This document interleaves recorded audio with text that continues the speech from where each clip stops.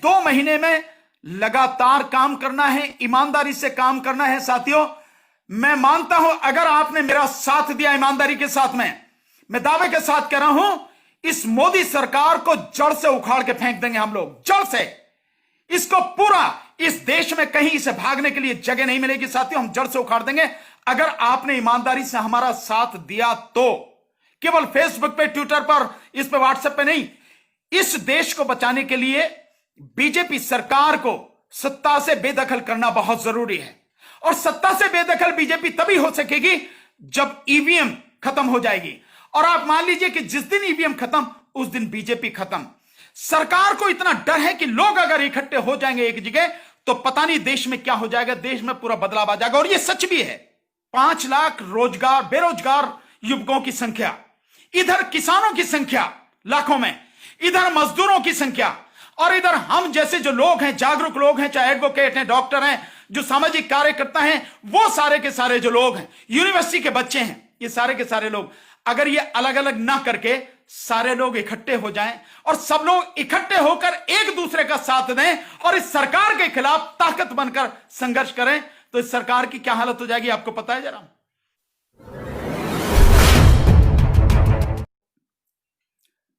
जय भीम, नमो बुद्धाय, आदाब, सत श्री अकाल, नमस्कार, गुड इवनिंग।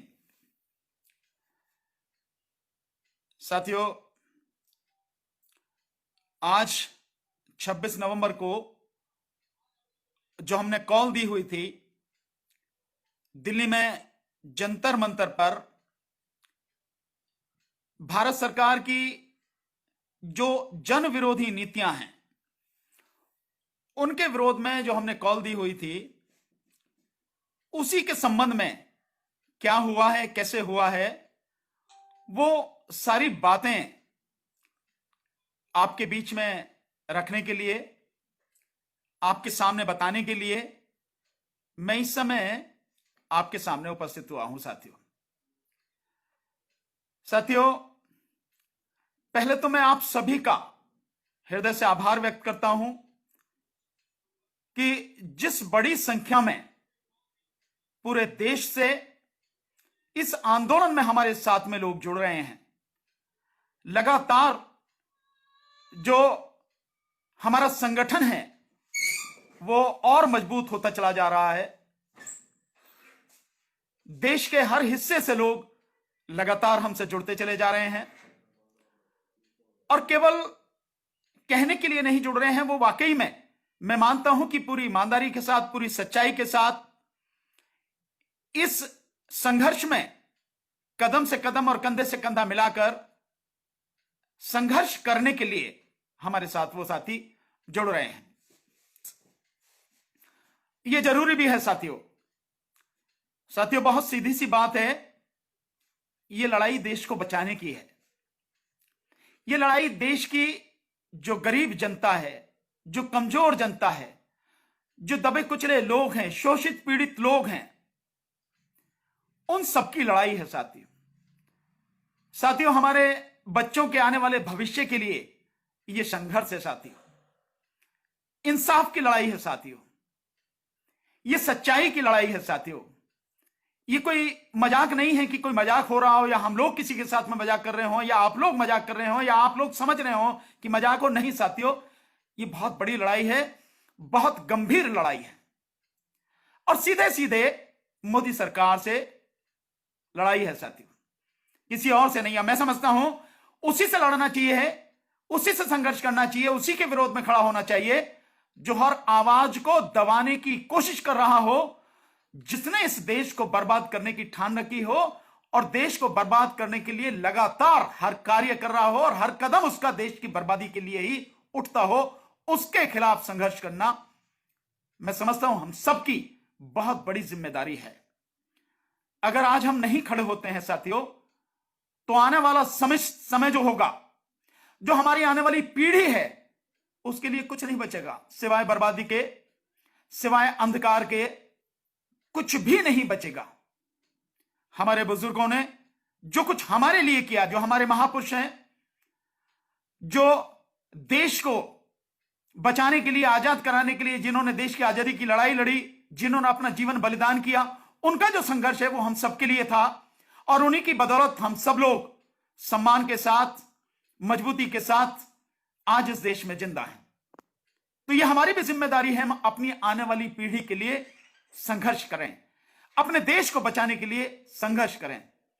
एक बात साथियों हमेशा ध्यान रखना, आजादी मिलना निश्चित रूप से एक कठिन कार्य है। आजादी भी ऐसे ही नहीं मिल गई, कितने लोगों ने अपनी जानें कुर्बान की हैं, कितनों ने अपने जीवन का बलिदान दिया है, न जाने कैसे कैसे कठिन रास्तों से वो सब गुजरे हैं, तब जाके कहीं हमें आजादी मिली साथियों, तब जाके कहीं हम सब लोग ये दिन देख पाए। और अगर बहुजन समाज की बात करूं या इस देश के दबे कुचले जो लोग हैं, जो शोषित पीड़ित लोग हैं, या अगर आरएसएस की भाषा में बोलूं तो शूद्र समाज की अगर बात करूं तो परम पूज्य बोधिसत्व बाबा साहब डॉक्टर अंबेडकर, शाहू जी महाराज, राष्ट्रपिता महात्मा ज्योतिबा फुले, ऐसे जो महान मनीषी रहे हैं, जो ऐसे सत्पुरुष रहे हैं, जो ऐसे संत रहे हैं, ऐसे महापुरुष रहे हैं, उनके कर्मों की बदौलत, उनके कार्यों की बदौलत समाज को इस देश में जीने का, इज्जत के साथ जीने का मौका मिला। हालांकि वो भी अब लगातार छीना जा रहा है, सबको वो भी नहीं मिल पाया, लेकिन कुछ लोगों को मिला है। पर कुछ लोगों के मिलने के बाद भी कुछ फर्क जरूर पड़ा है। पर यह हमारी जिम्मेदारी है कि वो हमारे महापुरुष चले गए, जो कार्य उन्होंने किए उनसे प्रेरणा लेकर हम अपने आने वाले समाज के लिए ये सारा का सारा काम करें। वो कारवां जो यहां तक वो लेकर आए उसको हम आगे बढ़ाएं और समाज के हर वंचित व्यक्ति तक हम उसका लाभ पहुंचाएं, उसका अधिकार उसको दिलवाएं। हम सबकी जिम्मेदारी है साथियों। इसी सिलसिले में लगातार हम लोग आंदोलन कर रहे हैं और लगातार साथी हमारे साथ जुड़ते चले जा रहे हैं, हर प्रदेश से जुड़ते चले जा रहे हैं। और आज का जो आंदोलन था वो इसी कड़ी में था। और मैं बहुत विश्वास के साथ कह सकता हूं कि जिस तरह से कोरोना का बहाना लेकर हमारे इस आज के आंदोलन को जो परमिशन उन्होंने दी हुई थी प्रशासन ने, वो कल शाम को 5:30 बजे के लगभग जो कैंसिल की है, इस आंदोलन की इंटेलिजेंट आउटपुट उनके पास थी और उन्हें मालूम था कि देश के भिन्न भिन्न भागों से बड़ी संख्या में लोग आ रहे हैं, खुद दिल्ली से और दिल्ली के आसपास उत्तर प्रदेश और एनसीआर से बड़ी संख्या में लोग आ रहे हैं। उससे घबराकर, और क्योंकि किसानों का आंदोलन भी साथ में था, साथ में मजदूरों का आंदोलन भी था, उस सबसे घबराकर ही परमिशन कैंसिल की गई। खैर, यह प्रशासन का काम है, हमें अपना संघर्ष जारी रखना है। और इसीलिए मैंने कल शाम को 8 बजे सभी साथियों को जो भी हैं, क्योंकि जब परमिशन नहीं है तो आकर लोग परेशान हो मेरे साथी, मैं नहीं चाहता कि हमारी वजह से कोई किसी को जरा सी भी दिक्कत हो, कोई परेशानी हो। यह मेरी जिम्मेदारी है कि अगर मैंने कॉल किया है तो सारी चीजों का ध्यान भी मैं रखूं साथियों। मेरे लिए तो यह बहुत बड़े सम्मान की बात है कि मेरी कॉल पर पूरे देश में लोग जागे हुए हैं और इकट्ठा हैं और लगातार हमारे साथ में जुड़ रहे हैं। तो मैंने इसीलिए कल शाम को 8 बजे फेसबुक लाइव किया, जिसमें बताया कि परमिशन कैंसिल कर दी गई है। और क्यों की गई है वो भी आप जानते हैं, कोरोना का बहाना लेकर सरकार ये सब कुछ कर रही है। हालांकि कोरोना का बहाना उनके लिए तब नहीं था कि जब 1 लाख संक्रमित लोग प्रतिदिन आ रहे, पर बिहार में चुनाव कराया। चुनाव में बेईमानी से जीतने के बाद में बीजेपी ने अपने दिल्ली के उसमें केंद्रीय कार्यालय में जिस तरह का जलसा किया, उसमें कितने लोग थे, एक के ऊपर एक आदमी चढ़ा हुआ, प्रधानमंत्री भी वहीं, गृह मंत्री भी वहीं, पर कोई सोशल डिस्टेंसिंग नहीं, कोई कोरोना का पालन नहीं, कुछ नहीं, वो सब किया। उनको माफ सारा, उनके लिए सारे खून माफ। दूसरा, इसके अलावा आप देखेंगे कि जो राम मंदिर का शिलान्यास किया गया उसमें भी कोरोना कहीं आड़े नहीं आया। तो ये सारी चीजें हैं कि जब जनता विरोध करती है सरकार का, तो जनता के विरोध को रोकने के लिए सारे कोरोना भी आता है, कानून भी आता है, ये भी बंदिश वो भी बंदिश, लेकिन सरकार को जब अपना काम करना हो तो तब कहीं कोरोना और ये सारी चीजें सामने नहीं आती हैं।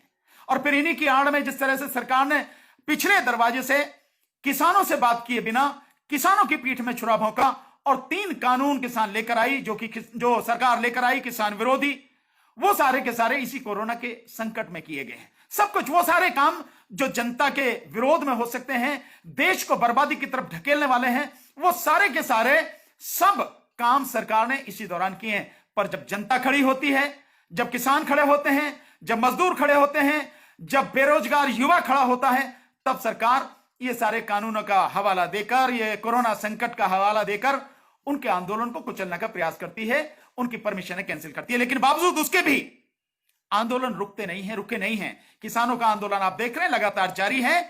जहां भी रोका जा रहा है किसान वहीं बैठकर आंदोलन कर रहे हैं और लगातार दिल्ली की तरफ बढ़ रहे हैं और सारा देश उनके साथ में है। मैं समझता हूं जो नहीं है उनको भी उनके साथ में खड़ा होना चाहिए, क्योंकि अगर किसान बर्बाद होगा तो आबाद कोई भी नहीं रहेगा।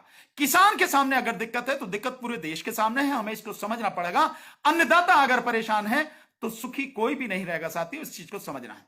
और इन सारी चीजों को लेकर, इन सारे मुद्दों को लेकर, जिसमें ये सारे मुद्दे थे और इन सब मुद्दों में ईवीएम सबसे ऊपर मुद्दा था, इसको लेकर हमने आज आंदोलन की कॉल दी थी। उसी के लिए आज हम लोग वहां पर जंतर मंतर पर हम गए भी, जिसकी परमिशन कल कैंसिल कर दी। लेकिन परमिशन कैंसिल करने के बाद भी हम लोग, हमारी पूरी टीम आज जंतर मंतर पर 2 बजे पहुंची और 2 बजे से लेकर 4 बजे तक हम वहां रहे। जो मीडिया के साथी हैं वो मीडिया के साथी, कई साथी वहां पर आए। हमने मीडिया के साथियों के सामने अपनी बात रखी, जिसमें टाइम्स एक्सप्रेस के साथी, द नेशन के भी साथी, साथ में जो ऑनलाइन न्यूज के हमारे साथी, ये और भी कई जो साथी हैं वो वहां पर पहुंचे और हमने अपनी बात वहां पर रखी। तो जो आंदोलन हमारा था, जो बात हम सब लोगों की उपस्थिति में सब लोगों के सामने कहते, सरकार तक पहुंचाते, वही बात हमने, लोग नहीं भी, हमने उनको मना कर दिया क्योंकि परमिशन कैंसिल। तो परमिशन कैंसिल होने के बावजूद भी हमने डिजिटल मीडिया के माध्यम से, यूट्यूब के माध्यम से अपनी बात लोगों तक पहुंचाई है। वही बात बताने के लिए मैं आज इस समय आपको इस समय फेसबुक लाइव कर रहा हूं साथियों। आज 26 नवंबर 2020, आज के दिन 26 नवंबर 1949 को आप सब जानते हैं भारत का संविधान बनकर तैयार हुआ और हमारी संविधान सभा ने, यह यूं कहो कि हम सब ने, we the people of India, हम भारत के लोग, हमने उस संविधान को अंगीकृत किया, आत्मार्पित किया और अधिनियमित किया आज के दिन। तो आज का दिन लॉ दिवस के रूप में, संविधान दिवस के रूप में हम सब लोग मनाते हैं और आगे हमेशा इस दिन को मनाते रहेंगे। और आज केवल संविधान दिवस ही नहीं है, वो संविधान जिसने हम सबको अधिकार दिए हैं, मूल अधिकारों के माध्यम से हम सबको जीने का अधिकार दिया है। सरकार की जिम्मेदारी बताई है कि किस तरह से कल्याणकारी राज्य स्थापित करना चाहिए सरकार को। केवल यही दिवस नहीं है, एक खुशी का दिन है, एक हम सबके लिए गर्व का दिन है, गौरव का दिन है साथियों। आज एक दिन और भी है, इसमें 2013 में आज ही के दिन यानी 26 नवंबर 2013 को हमारी अपनी पार्टी, हमने वो पार्टी अपनी लॉन्च की थी। यानी उस दिन हमने राष्ट्रीय जनहित संघर्ष पार्टी की घोषणा भी की थी 26 नवंबर 2013 को। तो आज हमारी पार्टी राष्ट्रीय जनहित संघर्ष पार्टी का स्थापना दिवस भी है। तो मैं आप सभी देशवासियों को, सभी लोगों को आज इस संविधान दिवस के उपलक्ष्य में, संविधान दिवस के पावन पर्व पर, इस दिवस पर और हमारी पार्टी राष्ट्रीय जनहित संघर्ष पार्टी के स्थापना दिवस पर सभी को बहुत बहुत बधाइयां देता हूं, बहुत बहुत अच्छे भविष्य की शुभकामनाएं देता हूं। आप सबका अभिनंदन करता हूं। व्यक्तिगत रूप से पार्टी का राष्ट्रीय अध्यक्ष होने के नाते मेरी तरफ से, यानी भानु प्रताप सिंह की तरफ से और मेरी समस्त टीम, राष्ट्रीय टीम, प्रदेश की टीम, उन सभी की तरफ से और जो हमारे जो बाकी सारे कार्यकर्ता हैं सभी की तरफ से, उनको भी खुद आज के दिन की राष्ट्रीय जनहित संघर्ष पार्टी के स्थापना दिवस की और संविधान दिवस की बहुत बहुत बधाइयां, बहुत बहुत शुभकामनाएं साथियों। इसके साथ अब मैं आपसे एक और बात, जो मेन बात है जिसके लिए मैं आपके सामने हूं, वो आपसे कहना चाहता हूं, ध्यान से आप सुने। मैं मानता हूं कि आज परमिशन कैंसिल होने के कारण जो प्रोग्राम हमारा होना चाहिए था वो निश्चित रूप से प्रदर्शन नहीं हुआ, पर हम लोग वहां पर गए और भी जो साथी आए हुए थे उन सबसे बात की, मीडिया के माध्यम से अपनी बात हमने रखी, हमारी बात सब लोगों तक पहुंची है और यह आंदोलन लगातार बढ़ता चला जा रहा है। और आपको मालूम है, हमने बिल्कुल तय किया हुआ है कि चाहे जो भी हो जाए, इस मोदी सरकार को, इसकी जो गलत नीतियों के कारण देश बर्बाद हुआ है, इसके हाथों से देश को बचाने के लिए, देश की जनता को बचाने के लिए, इस सरकार को जड़ से उखाड़ फेंकने के लिए हम यह आंदोलन लगातार करते रहेंगे, जिसमें ईवीएम हमारा सबसे पहला मुद्दा है। और अब इसके लिए जो हमने रणनीति अपनाई है वो मैं आपके सामने रखने जा रहा हूं साथियों। अब एक रणनीति आज हम सब लोगों ने तय की है जो हमें आगे उसको इस्तेमाल करना है। मैं आपसे यही एक छोटी सी निवेदन ये और कर ले रहा हूं कि मैं निवेदन कर रहा हूं, सब साथी अधिक से अधिक लोगों को ये शेयर भी करें साथियों, ताकि अधिक से अधिक लोगों तक ये पहुंचे। आप देखेंगे कि नीचे उसमें शेयर का वो होता है, तो अपने ग्रुप में और जो बड़े बड़े ग्रुप हैं या अपने जो फ्रेंड सर्किल है उसमें इसको बात को शेयर भी करते हैं ताकि अधिक से अधिक लोगों तक ये पहुंचे। साथियों, मैं धन्यवाद देता हूं कि कल भी जो आपने जिस तरह से वीडियो को शेयर किया है वो बहुत लोगों तक ये वीडियो पहुंची है साथियों, उसके लिए आपका दिल से धन्यवाद। तो इसको भी लगातार शेयर करें।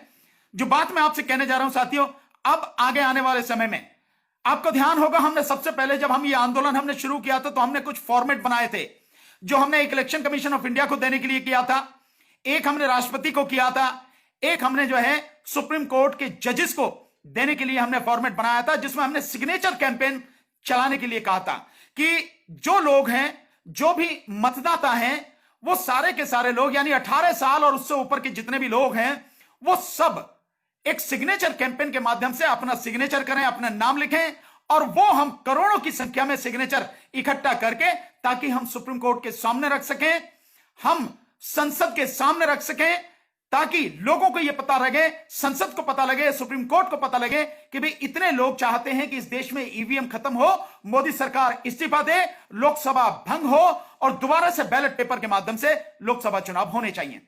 अब हमने यह रणनीति अपनाई है साथियों, हमें काम करना है और इसके लिए मुझे ये मेरी बात आप ध्यान से सुने साथियों, हम ये फॉर्मेट अब आपको दोबारा से एक नई शक्ल में वो फॉर्मेट आपको उपलब्ध कराएंगे। और फॉर्मेट जिस तरह का बहुत सिंपल सा है, उसमें लिखा होगा कि ईवीएम बंद करो, मोदी सरकार इस्तीफा दे और लोकसभा को भंग किया जाए और बैलेट पेपर के माध्यम से दोबारा लोकसभा का चुनाव कराया जाए। ये ऊपर लिखा होगा, एक पेज होगा, सफेद पेज, उस पर यह हेडिंग लिखा होगा और उसके नीचे पे नंबर 1 2 3 4 5 6 7 इस तरह से सारे नंबर लिखे होंगे और उस नंबर में कि कोई व्यक्ति, उसका नाम क्या है, वो किस लोकसभा या विधानसभा क्षेत्र से है और उसके सिग्नेचर।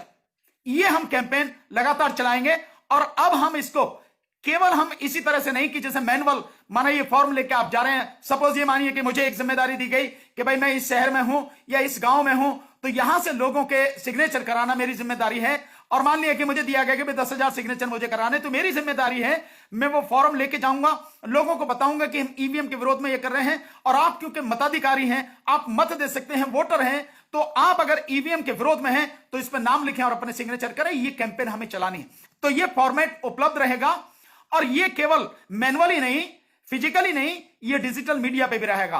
तो हम ऑनलाइन और ऑफलाइन, हो सकता है इसमें 2 4 6 दिन लग जाए, हफ्ता भर भी लग सकता है, क्योंकि हम अपनी वेबसाइट को उसी हिसाब से इंप्रूव करा के उसी तरह से ये सारे फॉर्मेट हम वेबसाइट में ऑनलाइन भी उपलब्ध करा के और इसके अलावा वैसे भी आप जो है उसकी कॉपी निकाल के उस पर कर सकें, ये भी हम उपलब्ध कराने का काम करेंगे। लेकिन हम सबकी जिम्मेदारी है कि अब इस काम में हम पूरी मेहनत के साथ, पूरी ईमानदारी के साथ लगकर इस काम को करें साथियों।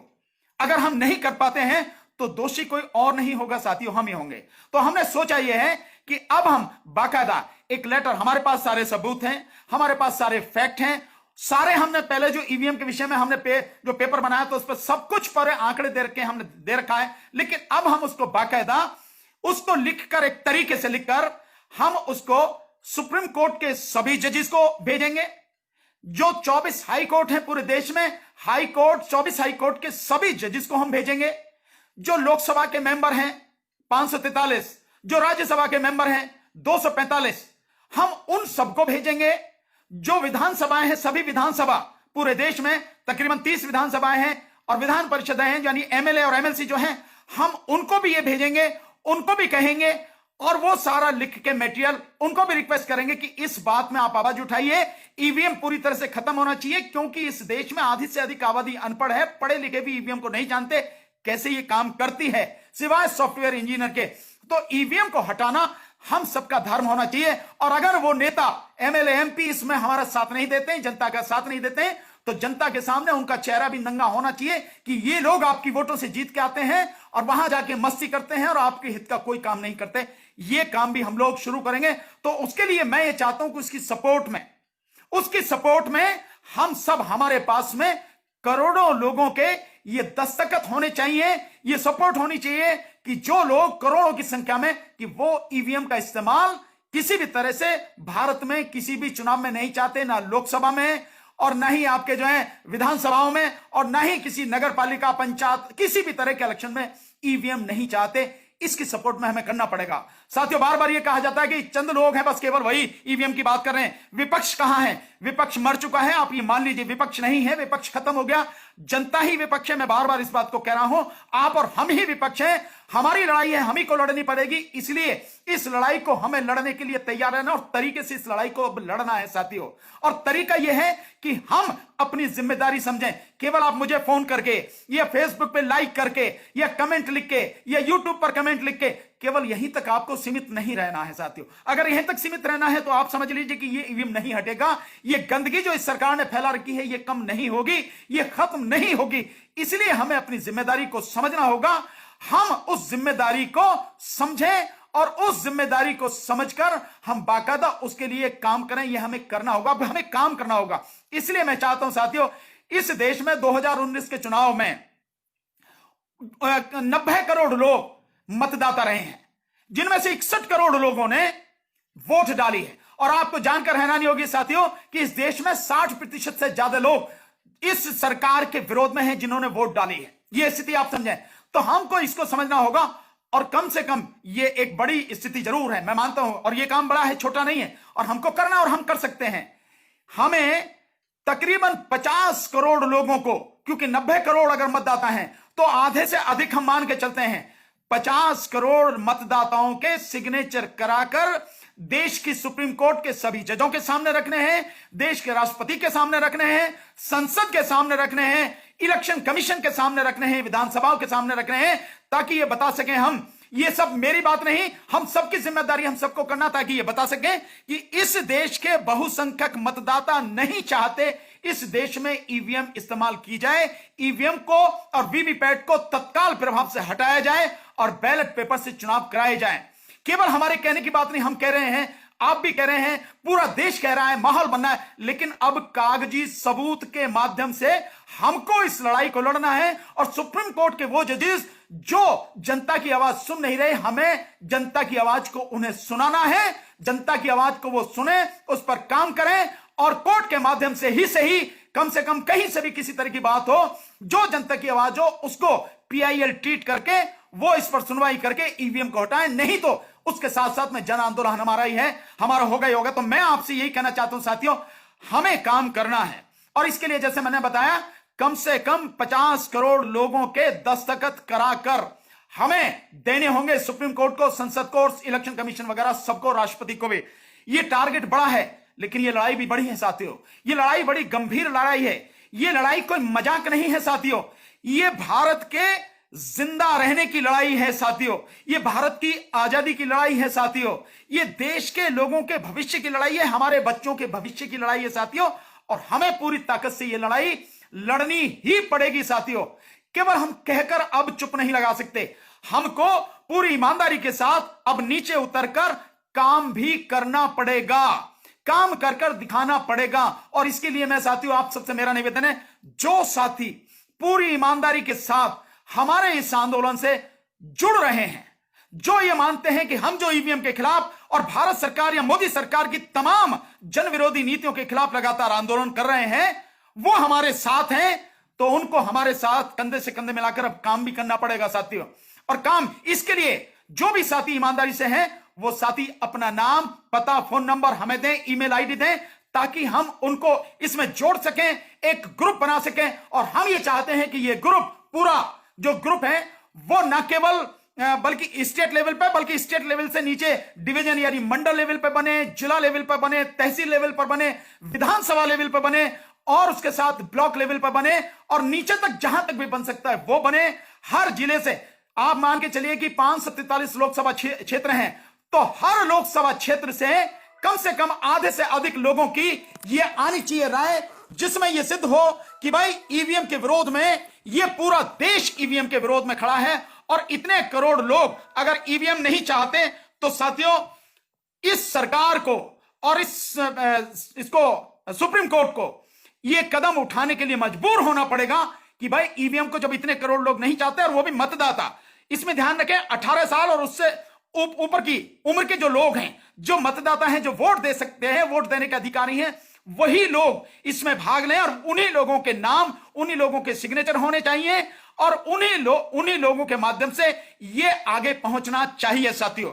ताकि ये रहे कि ये केवल हवा में नहीं। और एक भी ये चीज भी ध्यान रखनी पड़ेगी हम सबको, एक भी साइन, एक भी नाम डुप्लीकेट नहीं होना चाहिए। कोई ऐसा नहीं होना चाहिए कि कोई साथी अपने ही घर पे लिख के 50 आदमियों के नाम लिख के और कहीं अंगूठा लगा दे, कहीं साइन कर दे, कभी इस कलम से कभी उस कलम से। ऐसा कुछ नहीं होना चाहिए।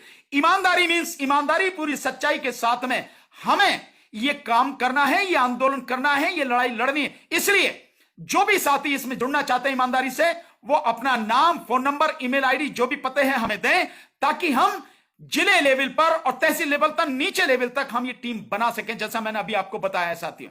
इसके साथ साथ में साथियों, दोनों तरीके से, ऑनलाइन से और ऑफलाइन, यानी जो नेट पे है उस पे भी हम पूरी कोशिश कर रहे हैं, डाल के फॉर्म में डाल के उस पे भी लोग के साथ साथ में वो जो फिजिकल पेपर लेके जाएं, वो भी हम लोग शुरू करें। और ये कैंपेन हमें शुरू करनी पड़ेगी।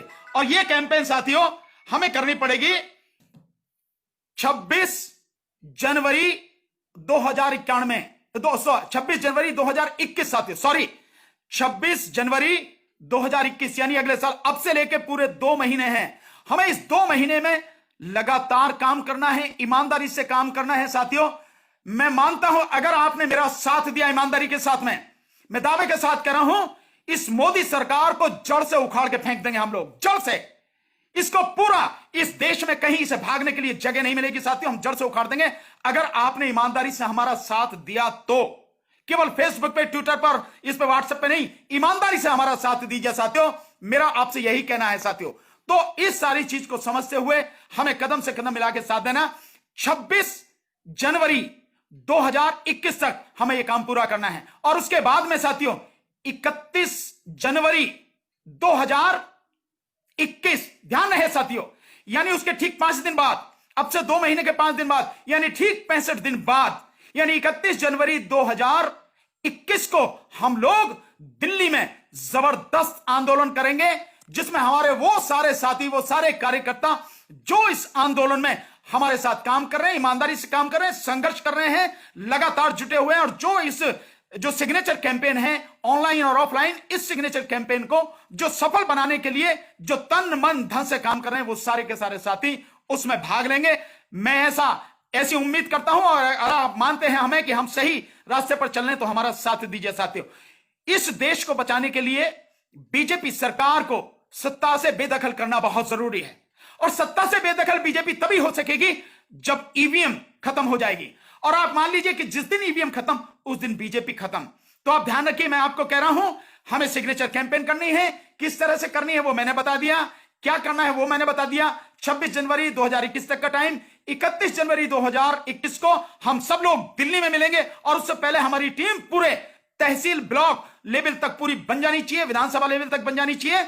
लगातार हमें यह काम करना है, बिना थके करना है, बिना रुके करना है, बिना किसी झिझक के करना है, बिना किसी शर्म के करना है। ईमानदारी से अपने देश को, अपने बच्चों के भविष्य को बचाने के लिए हमें यह काम करना है साथियों। और आज का मैंने बता ही दिया आपको सभी साथियों को, हमारा प्रोग्राम बिल्कुल सफल रहा। हम लोग गए और हमारी पूरी टीम के साथी गए और वहां मीडिया के माध्यम से अपनी बात रखी। बस यही सब बताने के लिए मैं आपके बीच में आऊं। और आगे अब किस तरह से होगा, हम अपनी वेबसाइट को भी पूरी तरह से अपडेट करेंगे और उसके माध्यम से आपको सूचना देंगे कैसे हमें ये कैंपेन करनी है, वो सारा आगे लगातार फिर आपको बताएंगे। लेकिन ये आपने कमर कस लेनी है कि अब सिग्नेचर कैंपेन पूरी ताकत से हमें चलानी है। फॉर्मेट हम डाल देंगे ऑनलाइन और ऑफलाइन, उस पर हमको काम करना है साथियों। हम मुर्दा नहीं हैं, हम जिंदा इंसान हैं। और हमें अपने कार्यों से यह सिद्ध भी करना पड़ेगा कि हम जिंदा इंसान हैं। डर किस बात का है साथियों? व्यक्ति घर में रहता है, पूरी सुरक्षा में रहता है, तब भी दुनिया से चला जाता है। हमें डर किस बात का है साथियों? किस बात से डर रहे हैं? मैं तो ये मानता हूं कि हमसे तो कहीं ज्यादा यह सरकार डर रही है। यह सरकार तरह तरह के कानून लाकर हमारे बोलने पर पाबंदी लगा रही है, हमारे प्रदर्शन करने पर पाबंदी लगा रही है।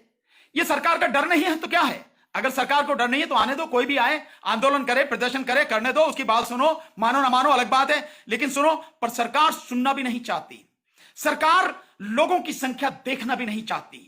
सरकार को इतना डर है कि लोग अगर इकट्ठे हो जाएंगे एक जगह तो पता नहीं देश में क्या हो जाएगा, देश में पूरा बदलाव आ जाएगा। और यह सच भी है। जिस तरह से किसान निकले हैं और जिस तरह से और सब लोग निकल रहे हैं, मेरा इसी तरह से ये जो हमारे नौजवान साथी हैं, इनसे भी जो बेरोजगार है, जिन्होंने 17 तारीख को मोदी जी के जन्मदिन पर बेरोजगार दिवस मनाया था, उनसे भी मेरा निवेदन है। साथियों, 35 लाख लोगों ने ट्वीट किया। अगर 35 लाख में से 5 लाख लोग भी सड़क पर उतर गए होते तो सरकार के घुटने टिक जाते, घुटने टूट जाते। आप सारे के सारे लोग केवल ट्विटर पे ट्वीट करते हैं, फेसबुक पर करते हैं, आप केवल व्हाट्सएप करते हैं, और आप यूट्यूब पर लाइक और डिसलाइक करते हैं, या यूट्यूब पर वीडियो बना के डालते हैं। ये जरूरी है, मैं इनको इसका इनकार नहीं कर रहा, ये जरूरी है सूचना पहुंचाने के लिए। लेकिन साथियों, हमेशा लड़ाई, संघर्ष सड़क पर होता है, सड़क पर लड़ा जाता है, और सड़क पर संघर्ष जब होता है तभी जीत भी मिलती है। वायुसेना, नौसेना कितनी भी मजबूत हो, लेकिन साथियों, जो थल सेना है, बिना उसके लड़ाई न जीती जाती है, और ना ही जो कब्जे में जो जगह की जाती है वो थल सेना होती है। तो ये आप मानिए कि ये जो डिजिटल मीडिया है, ये आपकी एयरफोर्स है, आपकी नेवी है। मान लिया प्रचार होता है, लोगों तक बात पहुंचती है, पर असली लड़ाई तो सड़क पर होती है। आपको सड़क पर उतरना ही पड़ेगा। और अब आप देखिए कि कितनी बड़ी विडंबना है, इतने 35 लाख बेरोजगार, वो 35 लाख बेरोजगार ट्वीट कर रहे हैं, यानी इतनी बड़ी संख्या। चलो 35 लाख में कुछ लोगों ने 4-4, 6-6 बार ट्वीट किए होंगे, 10 बार ट्वीट किए होंगे, किसी ने 100 भी किए होंगे, फिर भी वो 5 लाख की संख्या तो होगी। 5 लाख बेरोजगार युवकों की संख्या, इधर किसानों की संख्या लाखों में, इधर मजदूरों की संख्या, और इधर हम जैसे जो लोग हैं, जागरूक लोग हैं, चाहे एडवोकेट हैं, डॉक्टर हैं, जो सामाजिक कार्यकर्ता हैं, वो सारे के सारे जो लोग हैं, यूनिवर्सिटी के बच्चे हैं, ये सारे के सारे लोग, अगर ये अलग अलग ना करके सारे लोग इकट्ठे हो जाएं और सब लोग इकट्ठे होकर एक दूसरे का साथ दें और इस सरकार के खिलाफ ताकत बनकर संघर्ष करें, तो इस सरकार की क्या हालत हो जाएगी आपको पता है जरा। एक ही आंदोलन करने से सरकार के घुटने टूटने लगते हैं, तो जब सब लोग इकट्ठे हो जाएंगे तब क्या स्थिति होगी, इसको हमें समझना बहुत जरूरी है साथियों। इसलिए मेरा आपसे कहना है, सब लोग हमें एक दूसरे का आत्ममंथन करें, आत्मचिंतन करें, और चिंतन मनन करने के बाद हम लोग इकट्ठे एक दूसरे के आंदोलन में उनको सपोर्ट करें, उनके साथ में आए, क्योंकि लड़ाई सबकी एक है, और लड़ाई है रोजगार की, सम्मान की। इस देश में जो संविधान के माध्यम से मिले हुए मूल अधिकार हैं, उनकी इस संविधान को बचाने की लड़ाई है, देश को बचाने की लड़ाई है।